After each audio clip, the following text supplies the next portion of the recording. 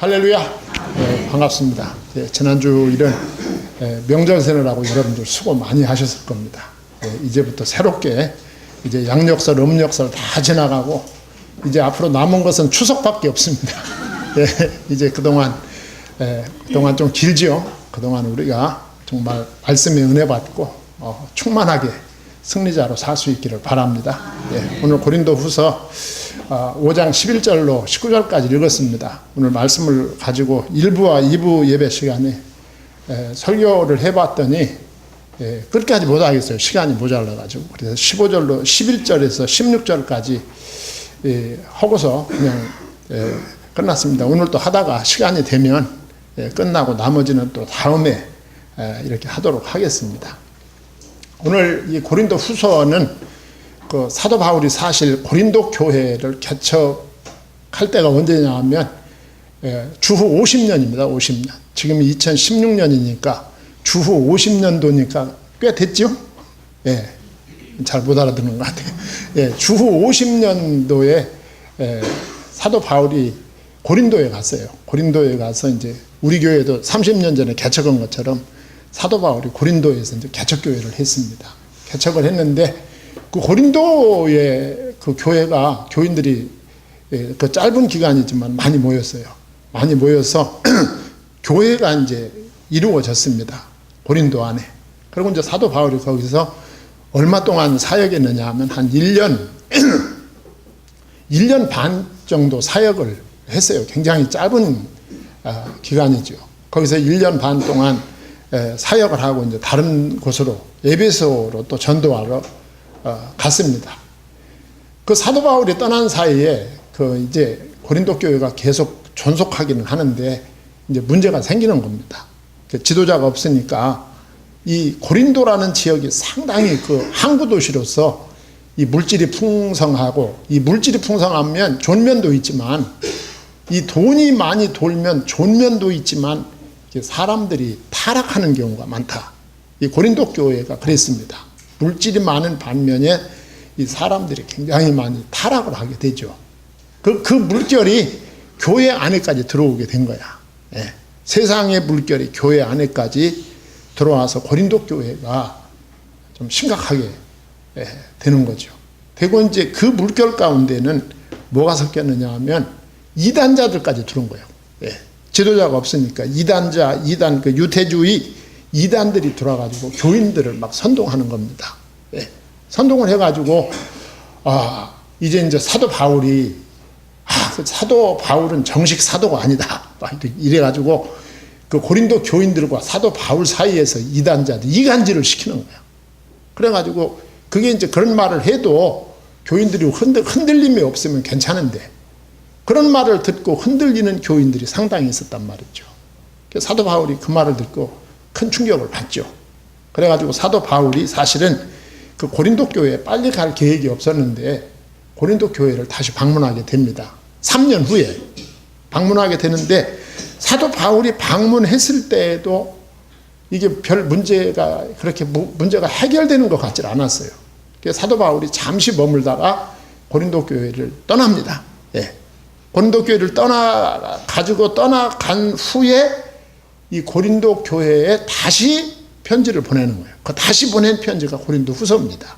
그래서 이 고린도 후서를 이제 전체적으로 보면 사도 바울의 사도직에 대한 변호가 나옵니다. 왜냐하면 이단자들이 들어와가지고 고린도 교인들한테 저 사도 바울은 진짜 사도가 아니야 이러니까 사도 바울이 방어할 수밖에 없죠.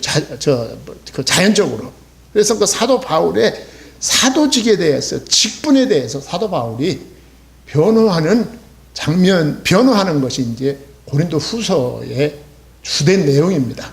그래서 오늘 본문 말씀도 이제 여러분들하고 짧게 읽었습니다만 오늘 본문에 나타난 전반적인 주제가 직분에 관한 것입니다. 직분. 그래서 이 직분은 사도 바울만 직분자가 아니라 성도 여러분들도 다 직분자잖아요. 저도 마찬가지고. 그래서 이 직분자에게 공이 주시는 하나님의 메시지다. 그렇게 생각하고 여러분하고 저하고 나누면서 은혜를 받고자 합니다. 자, 그래서 사도 바울이 이제 여기서 제가 이제 셋으로 오늘 본문도 말씀을 드릴 텐데 일단 11절로 16절까지에 보면 사도 바울이 무슨 얘기를 하느냐 하면 주의 일꾼들이 주의 일을 지속적으로 하는 이유가 뭐냐 그거죠. 그 이유가 있다는 거죠. 주님의 일꾼들이 주의 일을 하루도 아니고 이틀도 아니고 1년도 아니고 2년도 아니고 평생을 그 직분자들이 그 직분을 감당하는 이유가 있다. 자기도 마찬가지죠. 예. 그 이유를 11절에서 16절까지 보면 세 가지로 밝힙니다. 그 이유가 뭐냐. 주의 일꾼, 여러분들도 그렇지 않습니까? 여러분들도 직분을 받으면 일단 받으면 은퇴할 때까지, 옛날에는 은퇴가 없었어요. 은퇴도 중간에 생긴 거지 은퇴가 처음부터 은퇴가 있었던 거 아닙니다. 성경에 나오는 직분자들의 직분에 은퇴가 없어요. 은퇴는 죽는 게 은퇴입니다. 예. 그런데 이제 은퇴는 이제 후에 우리나라 또 이 직분자의 은퇴가 생긴 게 그렇게 오래되지 않았어요. 자, 이 주의 일꾼들이 주의 일을 아주 지속적으로 하는 이유가 뭐냐 그 말이죠. 그 첫 번째 이유는 오늘 11절 상반절에 우리는 주의 두려우심을 알므로 사람들을 권면하거니와 그랬어요. 그 세 번째 이유 가운데 첫 번째가 주님에 대한 두려움이 있다 그 말이죠. 그 주님에 대한 두려움이 뭐냐. 여러분 우리 주님은 다시 오십니다. 뭐로 오시느냐 하면 심판주로 오신다. 예수 그리스도는 십자가에 못 박히시고 무덤에 내려가시고 부활하시고 승천하시면서 내가 다시 심판주로 오겠다 약속하시고 가셨어요. 사도 바울은 이 사실을 확신했습니다. 우리 주 예수 그리스도는 반드시 다시 오신다. 예. 그 최후의 심판주로 오신다. 예. 그 다시 오시는 심판주 되시는 예수 그리스도의 그 심판대 앞에 우리 모두는 서게 된다 그 말이죠. 그날에 우리 주님에게 보일 것이 있어야 된다 그 말이죠. 믿기 바랍니다. 그게 두렵다 그거죠. 나는 주님이 다시 심판주로 오실 때 네. 주님께서 나에게 맡기신 그 사명의 열매, 그 사역의 열매를 주님 앞에 보여드려야 된다. 네. 그 다시 오실 주님에 대한 두려움이 나로 하여금 이 사도직을 나의 직분을 지속적으로 감당하게 한다 그 말이죠. 나는 이 사실을 놓을 수가 없다는 것이죠. 우리들도 사명을 감당할 때 이 마음이 있어야 된다고 생각합니다. 우리 주님 언제 오실지 모르죠. 오십니다. 반드시 오십니다. 그러나 언제 오실지 우리 주님이 언제 오시더라도 그 주님 앞에 떳떳이 설 수 있는 열매를 가지고 있어야 된다. 그것이죠. 그래서 사도 바울이 이렇게 말합니다. 11절 하반절에 보면 우리가 하나님 앞에 알려졌으니 또 너희 양심에도 알려지기를 바라노라 그랬어요. 이 말은 무슨 얘기냐면 사도 바울의 그 진심이 성도들에게 알려지기를 바랍니다 하는 그거예요. 예. 이게 내 진심이다. 예. 나는 다시 오실 주님에 대한 두려움을 가지고 나의 직분, 나의 사도직을 감당한다. 이 진심이 성도들에게 알려지기를 바랍니다. 그랬어요. 당신들이 말이죠. 고린도 교회 성도들이 사도 바울에 의해서 예수님을 영접하고 그리스도인이 된 모든 성도들이 우리 주님 다시 오시는 날에 사도 바울의 자랑거리가 되기를 바랍니다. 그 말이에요. 예. 여러분들이 변함없이 그날에 이단에 넘어가지 않고 주님을 떠나지 않는 정말 하나님의 자녀로서 재림하시는 주님을 맞이할 수 있게 되기를 바랍니다. 그건 본인에게도 좋지만 그들에게 복음을 증거한 사도 바울 자신에게도 주님 앞에 자랑거리가 된다. 그 말이죠. 사도 바울의 소원이었어요. 예. 그러니까 사도 바울은 자기가 전도한 그 교인들이 그 전도한 사도 바울을 배척하는 것은 그가 증거한 하나님의 영광의 복음을 배척하는 것이 된다 그 말이죠. 이단에게 속아 넘어가 가지고 자기들에게 생명의 복음을 증거한 바울을 배척하는 것은 복음을 버린 것이 된다 그 말이죠. 이건 심각한 일이다 그 말이에요. 그러니까 당신들을 사랑하는 나의 심정을 이해할 수 있기를 바랍니다 라고 하는 사도 바울의 간절한 소망이 여기 담겨져 있는 거죠. 우리 성도님들도 다 직분을 가지고 있습니다.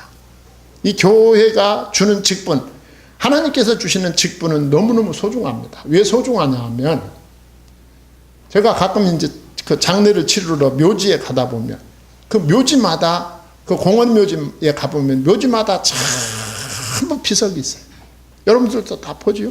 예. 그 비석에 보면 세상에서 무슨 일을 하던 사람도 세상에서 하던 일이 이름 앞에 쓰여지진 않아요. 예. 그 이름 앞에 쓰여지는 직분은 전부 주님께서 주신 직분이야. 집사 아무개, 권사 아무개, 장로 아무개, 목사 아무개 이렇게 쓰여집니다. 예.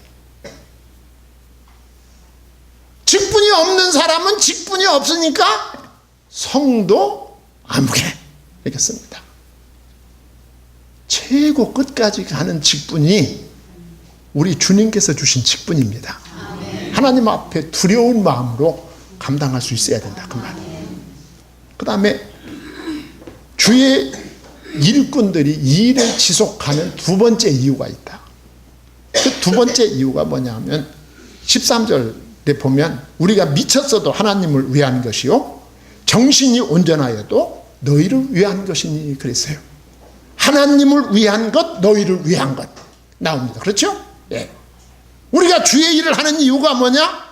첫째는 하나님을 위한 것이다. 그 다음에는 너희들의 필요 때문이다 그 말이야. 예. 내가 왜 하나님의 일을 계속하느냐? 하나님의 영광을 위한 것이고 당신들의 필요 때문이다. 사도 바울은 예수님을 만나고 미쳤다 소리를 많이 들었습니다. 아마 여러분들도 주변에서 혹시 미쳤다 소리 들었는지 모르겠어요. 저는 어렸을 때 이제 시골에서 신앙생활을 했는데 교회 열심히 다니면 동네 사람들이 저 사람 교회에 미쳤다고 합니다. 예, 시골에는. 서울에는 누가 누군지 몰라서 미쳤다 소리 잘 안 해. 예, 시골은 다 보이잖아요. 주일날 되면 교회 가는 사람 다 보이거든요. 예, 미쳤다 그래요. 사도 바울도 미쳤다 소리를 여러 번 들었어요. 사도행전 26장 24절 25절에 보면 사도 바울이 베스도 총독 앞에 서게 됩니다. 예, 재판 받으려고 불려갔어요. 불려가서 그가 취조할 때 사도 바울이 베스도 앞에서 복음을 전했어요. 예, 복음을 전했다니까 사도 바울이. 그랬더니 그 베스도가 사도 바울에게 뭐라고 했느냐 하면 바울아 내가 미쳤도다 그랬어요. 미쳤도다. 그러니까 바울이 하는 말이 나는 미친 것이 아니요 참되고 정신 차린 말을 하나이다 그랬어요. 네. 난 미친 거 아니다. 누구든지 예수 믿고 구원받는 것이 정상이다. 예수님을 영접하지 않고 영벌을 받는 것은 정상이 아니다.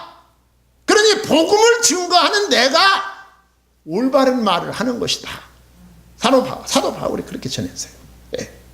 이 바울은 자 보세요. 자 우리가 만일 미쳤어도 하나님을 위한 것이다.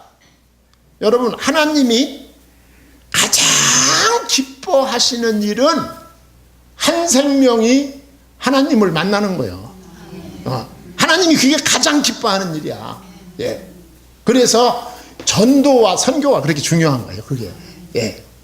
전도와 선교는 하나님이 이 세상에 그리스도인을 놓으신 이유야, 그게. 그러니까 전도와 선교가 그렇게 중요한 거예요. 내가 전도하면 어떻게 됩니까? 한 사람이 예수 영접하고 하나님 만나게 되죠. 하나님이 가장 가장 기뻐하시는 일이다. 예. 사도 바울은 그 일을 했어요. 그래서 우리가 만일 미쳤어도 하나님을 위하는 것이요. 그 말은 하나님이 기뻐하신다. 그 말이에요.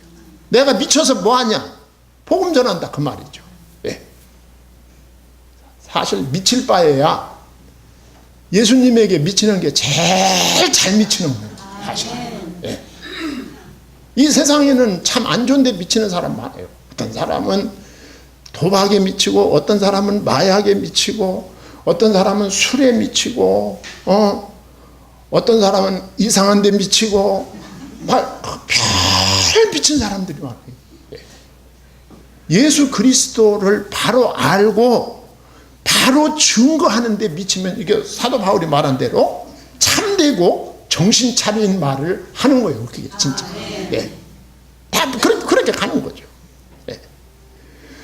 자, 하나님의 영광을 위해서 미쳤다.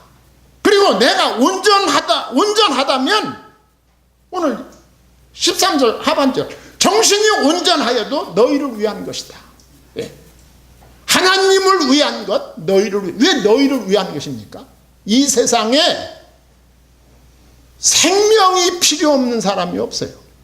생명은 모든 사람에게 다 필요합니다. 예.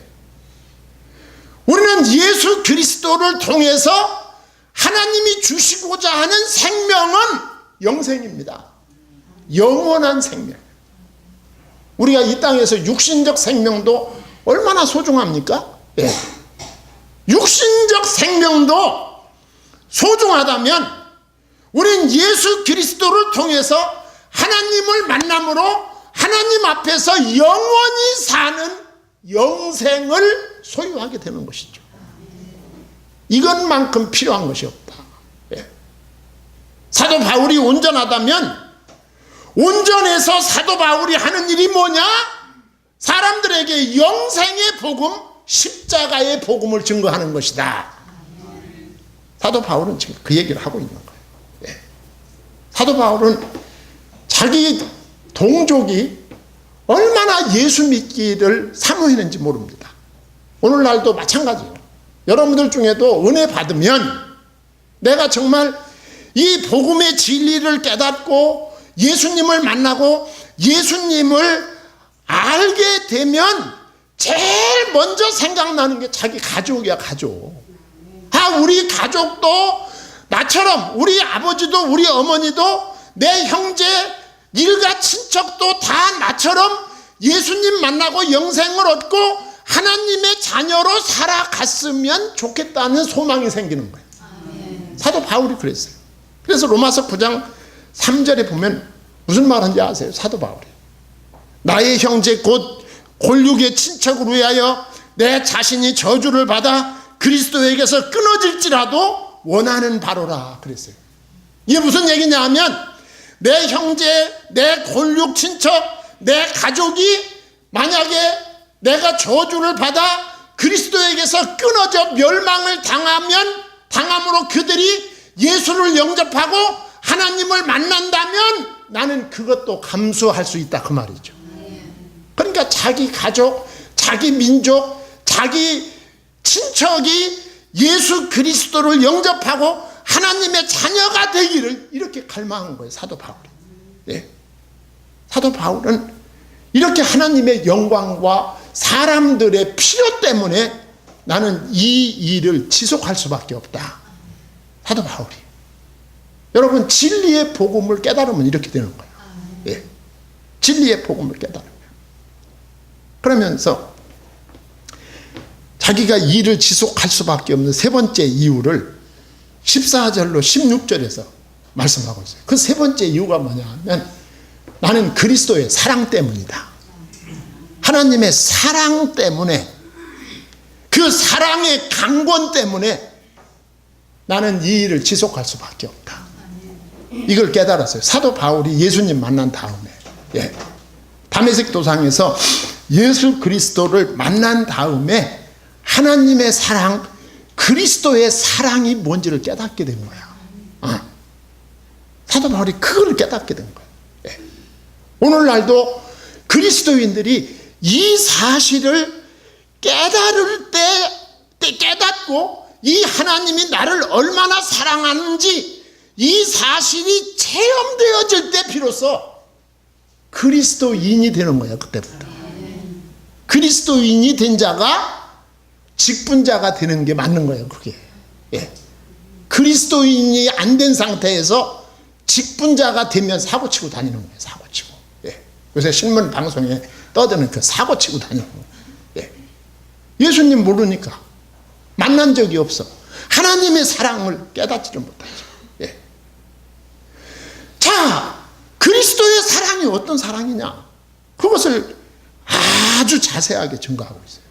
우리 성도님들도 이 사랑이 체험되어지기 바랍니다. 그리스도의 사랑이 어떤 사랑이냐? 그리스도의 사랑이 어떤 사랑인지를 네 가지로 정리합니다. 첫째는 한 사람이 모든 사람을 대신하여 죽은 사랑이다. 14절에 그리스도의 사랑이 우리를 강권하시는도다. 우리가 생각하건대 한 사람이 모든 사람을 대신하여 죽었은즉 모든 사람이 죽은 것이라 그랬어요. 사도 바울은 예수님 만나기 전에 하나님의 사랑이 뭔지를 몰랐어요. 예. 예수님을 만난 다음에 하나님의 사랑을 깨달았어요. 하나님의 사랑이 어떤 사랑이냐? 하나님이 나를 죄와 저주와 사망과 심판에서 나를 구원하기 위해서 당신의 아들이 그 일을 십자가에서 당하게 하셨다. 그 말이죠. 하나님의 나를 사랑하시는 하나님의 사랑의 정도가 어느 정도냐? 당신의 독생자 외아들을 나를 대신하여 죽게 하신 사랑이다. 여러분, 이 사랑이 깨달아지고 체험되어질 때 여러분 어떻게 될 것 같습니까? 이거는 형언할 수가 없는 거야. 예. 이 사랑을 사도 바울이 깨달은 거야. 예. 예수 그리스도의 십자가의 사랑을 깨달아서 나를 위해서 아들을 포기하신 사랑, 나를 위해서 당신의 아들이 대신 심판받게 하신 사랑, 이 사랑을 깨달은 다음부터는 그 사랑 때문에 자신의 육신이 요구하는 대로 살 수 없었다는 것입니다. 그 사랑은 나를 대신하여 죽으심으로 나타난 사랑, 그 사랑 때문에, 그 사랑의 빛 때문에 자기는 복음을 위해서, 그리스도를 위해서 직분을 감당하지 않을 수가 없었다는 것이죠. 예. 우리가 보통 성경을 읽어봤더니 나하고 의견이 맞아. 그 정도 수준이 아닌 거야. 예. 그건 교훈이야, 교훈. 성경의 교훈이 내 생각하고 맞아. 그래서 내가 그냥 따르기로 해서 그 정도가 아니야. 예. 성경 말씀대로 살면 내가 축복받는데 그 정도가 아니라니까. 예. 그 정도가 아니야. 나를 대신하여 죽어주심으로 내가 산 사랑이야. 예. 그러니까 충성과 헌신과 봉사의 그 모든 동기가 대신 죽어주신 예수 그리스도의 사랑, 하나님의 사랑 때문이다. 사도 바울이 그걸 밝히는 거죠. 예. 그걸 밝히는 거예요. 그러니까 사도 바울은 이 그리스도의 사랑의 강권에 대한 부담을 가지고 살았어요, 언제나. 예. 그래서 로마서 1장 14절에 보면 내가 빚진 자라 그랬어요. 무슨 빚일까요? 사랑의 빚이에요. 사랑의 빚. 예. 나는 이런 은혜와 이런 복을 누릴 수 있는 사람이 아니다. 예. 그런데 우리 주님께서 나를 이렇게 구원해 주셨고 복음을 증거할 수 있는 직분까지 주셨다. 나는 사랑의 빚진 자다. 빚진 자는 빚을 갚아야 되는 거야. 그러니까 그 직분을, 사랑의 빚을 갚기 위해서 계속 감당할 수밖에 없는 거죠. 여러분들의 직분 감당이 이렇게 돼야 되는 거야. 나는 사랑의 빚 때문에 가만히 있을 수가 없는 거죠. 그래서 사도 바울이 고린도전서 9장 16절에서 또 뭐라고 말하느냐면 내가 복음을 전할지라도 자랑할 것이 없으면 부득불할 일입니다. 그랬어요. 복음을 전해서 난 자랑할 것이 없다. 왜 자랑할 것이 없을까요? 우리 주님은 나를 살리기 위해서 당신의 아들을 포기하셨다 그 말이죠. 예수 그리스도 자신은 나를 살리기 위해서 당신 자신이 죽어주셨다. 내가 아무리 충성하고 봉사하고 헌신한들 이것을 능가할 수 있겠는가 그 말이죠. 우리들의 충성과 헌신의 수준이 이런 것이어야 된다 그 말이죠. 할렐루야. 그러면서 15절 말씀 이렇게 말합니다. 그가 모든 사람을 대신하여 죽으심은 살아있는 자들로 하여금 다시는 그들 자신을 위하여 살지 않고 오직 그들을 대신하여 죽었다가 다시 살아나신 이를 위하여 살게 하려 함이라 그랬어요. 한마디로 말하면 그리스도를 만난 자, 나를 위해서 십자가에서 대신 죽어주심으로 내가 살게 된 이 사실을 깨닫고 체험한 자는 하나님을 위해서 그리스도를 위해서 살 수밖에 없는 것이다. 누가 살라고 해서 사는 것이 아니라 본인이 그렇게 될 수밖에 없는 것이다. 그러면서 사도 바울이 16절에서 이렇게 말합니다. 그러므로 우리가 이제부터는 어떤 사람도 육신을 따라 알지 아니하노라. 비록 우리가 그리스도도 육신을 따라 알았으나 이제부터는 그같이 알지 아니하노라 그랬어요. 자, 이렇게 진리의 복음, 십자가의 복음을 깨달은 사람은 사람을 볼 때 세상적인 관점, 육신적인 관점으로 보지 않는다 그 말이죠. 네. 그런 관점으로 보지 않는 거예요. 아마 사도 바울이 이 말을 했을 때 고린도 교인들이 깜짝 놀랐을 거예요. 네. 왜 그러냐면 고린도 교인들은 이때까지도 하나님의 사역자들을 세상적인 관점으로 보고 예수 그리스도도 세상적인 관점으로만 본 거예요. 예. 오늘날도 이런 사람들이 상당히 많습니다. 예.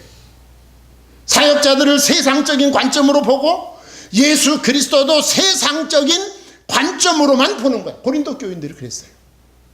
그런 교인들에게 우리가 이제부터는 어떤 사람도 육신을 따라 알지 아니하노라. 비록 우리가 그리스도도 육신을 따라 알았으나 이 말 했을 때 뜨끔 있겠죠. 네. 왜? 고린도 교인들은 육신적으로 그리스도도 알았기 때문에 그리스도파가 있었어요. 교회 안에. 바울파가 있었고 아볼로파가 있었고 게바파가 있었어요. 예. 사람을 중심으로 해서 분파를 나눠가지고 다투던 교회가 바로 고린도 교회였다. 예. 모든 것은 그리스도를 아는 정도의 차이에서 결정이 됩니다. 우리 성도님들은 예수님에 대해서 지금 살아계신 예수님에 대한 깨달음과 체험이 있기를 바랍니다. 그리스도를 육체대로 알고 이런저런 말을 하는 거예요. 네. 오늘날도 사람을 볼 때 육체대로 보죠, 사람들이. 오늘날 교회도 교역자를 볼 때 육체대로 보고 교역자를 모실 때도 육체대로 보고 그래가지고 얼마나 많은 문제가 있습니까? 예. 육체대로 보면 안 된다 그 말이죠. 오늘 16절 하반절에 뭐라고 말했어요? 이제부터는 그같이 알지 아니하노라. 이 무슨 말이에요? 예수 그리스도를 만난 후 모든 것이 달라졌다. 세계관이 달라지고 인생관, 가치관, 결혼관 등의 모든 것이 변했다. 이 모든 것이 변한 사람이 그리스도인입니다. 변함은 내가 노력해서 변해지는 게 아닙니다. 그리스도 안에 있을 때 그리스도께서 나를 변화시킵니다. 모든 것은 하나님의 영광을 위하여 하는 사람들이라는 말씀입니다. 하나님께서 사도 바울에게 사도직을 주시고 오늘 우리들에게 직분을 주신 것은 하나님의 영광을 위한 것이다. 그리스도의 사랑을 받은 자가 사랑의 빚진 자로서 일평생 감사함으로 사역을 감당하게 된다 그 말이에요. 그래서 17절에 보면 그런즉 누구든지 그리스도 안에 있으면 새로운 피조물이라. 이전 것은 지나갔으니 보라 새 것이 되었도다. 새 사람으로 살아가는 성도님들이 되기를 소망합니다. 네, 기도하겠습니다. 하나님 아버지, 주님의 은혜와 사랑을 감사드립니다.